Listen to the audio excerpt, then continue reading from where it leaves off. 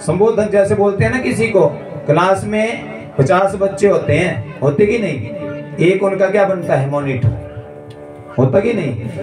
उसका कार्य भार कैसा होता है कि वो पूरी क्लास को कंट्रोल करेगा। तो सौनक जी को आज जो प्रधानता दी कि आप ही हमारा संबोधन करेंगे 88,000 ऋषि मुनियों का।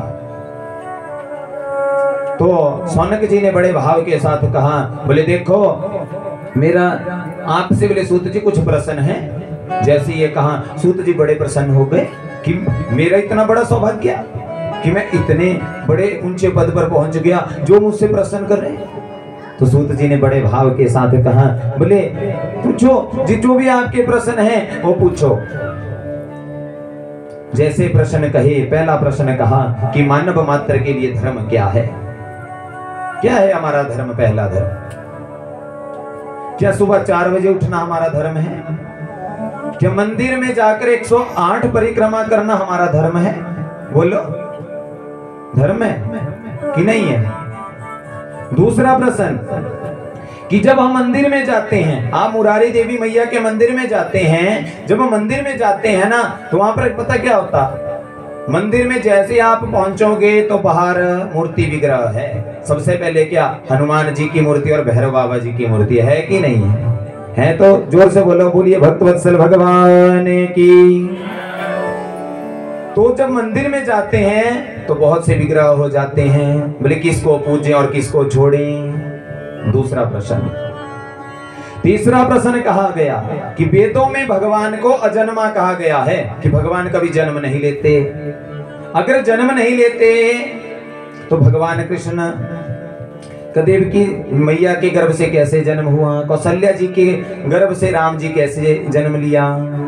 जैसे ये कहा, अगर अजन्मा है, अगर वे जन्म नहीं लेते तो फिर अजन्मा क्यों कहा गया। चौथा प्रश्न किया श्रीमद् भगवत गीता के अनुसार, दूसरे अध्याय में श्लोक आता है कि यदा यदा हि धर्मस्य ग्लानिर्भवति भारत अभ्युत्थानं धर्मस्य तदात्मानं सृजाम्यहम्।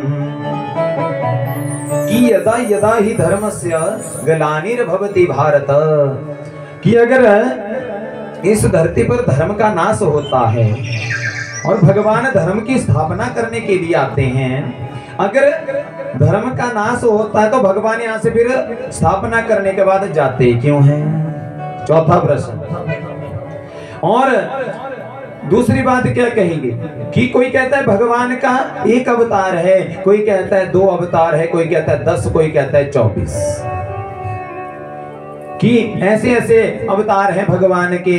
तो बड़े भाव के साथ कहा कि हरि अनंत हरि कथा अनंता, हरि अनंत हरि कथा अनंता, कहीं सुनहि बहु विधि सब संता, कहीं सुनहि बहु विधि सब संता, हरि अनंत हरि कथा अनंता, हरि अनंत हरि कथा अनंता, कहीं सुनहि बहु विधि सब संता, कहीं सुनहि बहु विधि सब संता। कि अगर भगवान अनंत है, हरि अनंत है और हरि की कथा भी अनंत है। आप यहाँ बैठे, अगर आप मेरे को बोले ना लगातार दिन रात कथा सुनाने में दिन रात सुना सकता हूँ, पर आपकी बैठने की क्षमता भी उतनी चाहिए। मैं बिना रुके लगा रहूंगा जब तक आप बोलेंगे। हरि भगवान की कथा भी अनंत है और हरि भी अनंत है, कहीं सुनहि बहुविधि सब संता। उनके गुणगान अनेक विधियों में अनेक तरह से संत महात्माओं ने, ब्राह्मणों ने अनेक अनेक रूपों में जो है भगवान का गुणगान किया है। और पांचवा प्रश्न क्या किया कि यदि गीता के अनुसार समझे, परित्राणाय साधूनां विनाशाय च दुष्कृतां धर्म संस्थापनार्थाय संभवामि युगे युगे।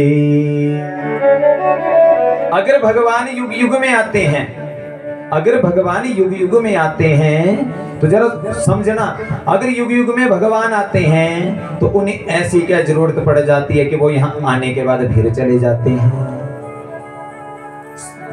जरा समझिएगा, अगर युग युग में आते हैं, 23 अवतार हो चुके हैं, 24वां अवतार है कली का अवतार, 2 अवतार है कलयुग के, बौद्ध अवतार जो हो चुका है और कली का अवतार जो अभी होना है। तो अगर भगवान युग युगों में आते हैं तो जब धर्म स्थापित हो जाता है तो बोले दोबारा क्यों जाते हैं। और क्या कहा कि भगवान रहते कहाँ हैं। जैसे ये कहा, बोले देखो सौनकादि ऋषि मुनियों, बोले अगर मैं ना आपके इन प्रश्नों का उत्तर देने लगा ना तो पूरी भागवत कथा हो जाएगी।